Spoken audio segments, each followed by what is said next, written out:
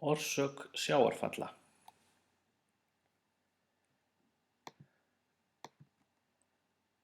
Lengst af var skilningur manna á sjávarföllum mjög rýr, þótt snemma hafi þau verið tengd gangi tunglsins. Galíleó Galílei hafnaði tunglskýringunni og setti fram eigin tilgátu að sjávarföll væru af völdum göngu jarðar sólu. Honum tókst hins vegar ekki að færa sönnur á tilgátuna þrátt fyrir tilraunir. Það var ekki fyrr en enski eðlisfræðingurinn Isaac Newton setti fram aflfræði sína í Prinkipiu árið 1687 að fullnægjandi skýringar fengust á því hvers vegna sjávarföllin eiga sér stað og hvers vegna flóð og fjara verða tvisvar á dag.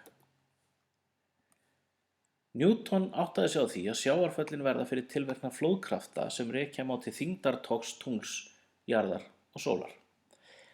Tunglið hefur mest áhrif á sjávarföll, því að þótt sólin sé miklu stærri er hún svo miklu lengra í burtu og leggur því aðeins til 46% af þeim krafti sem tunglið leggur til.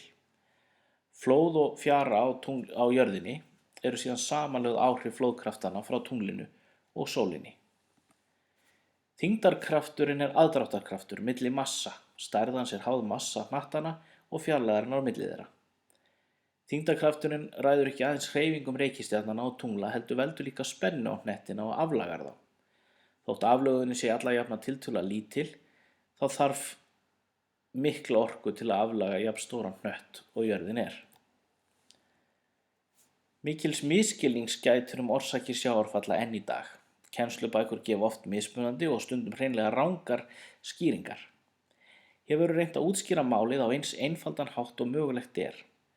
Það krefst þess að við einföldum hugsun okkar töluvert með að við náum grundvallaratriðunum. Hugsum okkur að við getum séð áhrif þyngdartogs tunglsins og sólarinnar, annars vegar á skorpu jarðarinnar og hins vegar á höfin, sitt í hvoru lagi. Það sem myndi gerast væri það að bæði jörð og haf myndi aflagast og hafið myndi aflagast miklu meira en jörðin því það er auðveldara að toga í það. Vegna þess að aðdráttarkraftur fjarar mjög hratt út verður togið á mismunandi staði á jarðskorpunni og hafinu mjög mismikið. Raunar dofnakrafturinn eftir svokallari tvíveldisreglu sem læra má í öðru myndbandi. Það merkir að með tvisvar sinnum meiri fjarlægð þá verður krafturinn ekki tvöfalt veikari heldur tvisvar sinnum tvöfalt veikari. Ef fjarlægðin er 100-földuð þá dofnakrafturinn 100 sinnum 100-falt. Mismunandi tog í átt til tunglsins er táknað með mislöngum örfum á myndinni. Að sjálfsögðu togar jörðin líka í tunglið þótt það sé ekki til umræðu hér. Þetta mismunandi tog verður til þess að jörðin og hafið ílengist í átt til tunglsins. Breytingin er hér mjög ýkt. Vegna þess að sjórinn verður fyrir meiri áhrifum en jarðskorpan er aflögunin meiri á hafinu.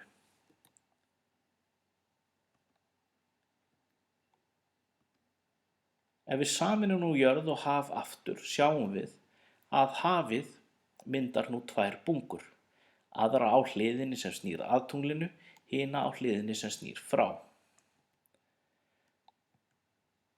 Þar sem jörðin snýst og snýr ekki alltaf sömu hlið að tunglinu, þá fara flestir staðir á jörðinni gegnum hafbunguna tvisvar á sólarhring.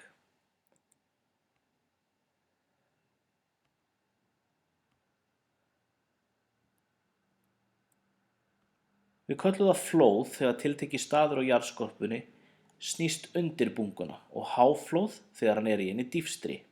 Á sama hátt er það fjara þegar staður snýst þangað sem sjórinn er grynstur. Þar sem afstaða sólar, jarðar og tungls getur verið mismunandi er ýmis tilbrigði til af sjávarföllum.